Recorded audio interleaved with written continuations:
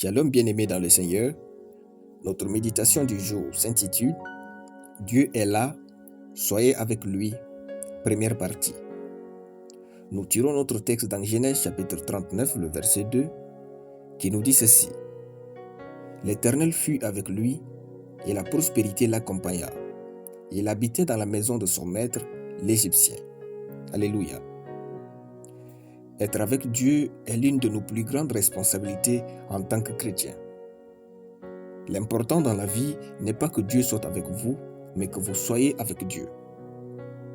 À chaque instant de votre vie, où que vous soyez, quoi que vous fassiez, rassurez-vous d'être du côté de Dieu. Être avec Dieu exige un niveau élevé de notre compréhension de la marche avec lui. Nous passerons donc notre week-end avec l'histoire de Joseph pour mieux comprendre à être avec Dieu. Être avec Dieu, c'est d'abord croire au plan de Dieu pour notre vie, ensuite faire confiance à Dieu quant à l'exécution de ce plan, et enfin, comprendre Dieu quand il ne le faut pas. Rassurons-nous de ces trois choses et nous saurons que nous sommes en train d'avancer dans la vie, non pas en étant seuls, mais avec Dieu. Il faut alors comprendre très tôt que lorsque Dieu vient dans notre vie pour y travailler son plan, il nous rend inconfortables et nous bouscule de tous les côtés pour que nous arrivions là où il nous attend. Frères, lorsque Dieu vient dans la vie d'un homme pour travailler, les conforts de cet homme sont souvent des véritables obstacles pour Dieu. C'est pourquoi, quand Dieu vient dans notre vie pour y travailler son plan, ce n'est pas pour nous garder dans le confort. Revenons à Joseph dans le texte. Nous voyons qu'il était d'abord incompris dans sa famille.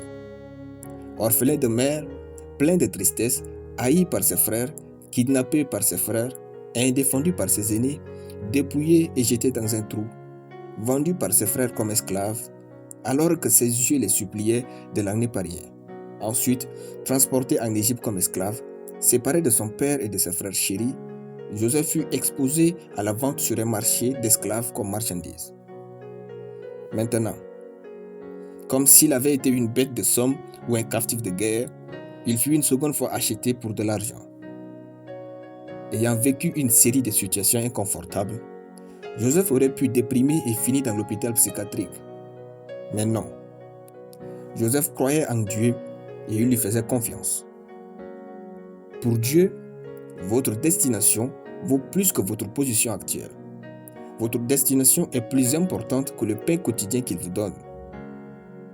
Par conséquent, il vous rendra inconfortable pour que vous arriviez là où vous devez être. De nulle part, Dieu est en train de vous amener quelque part. Et d'après Joseph, faites confiance à Dieu entièrement et vous verrez sa gloire. Alléluia. Nous allons prier. Merci, précieux Père, pour la compréhension de la marche avec toi. Je confesse que je crois au plan de Dieu pour ma vie. Je lui fais confiance. Je le comprends, même lorsque je ne comprends rien. Au nom de Jésus, Amen. La lecture biblique en une année, Matthieu chapitre 15 à Matthieu chapitre 20. Soyez bénis, c'était le pain du ciel.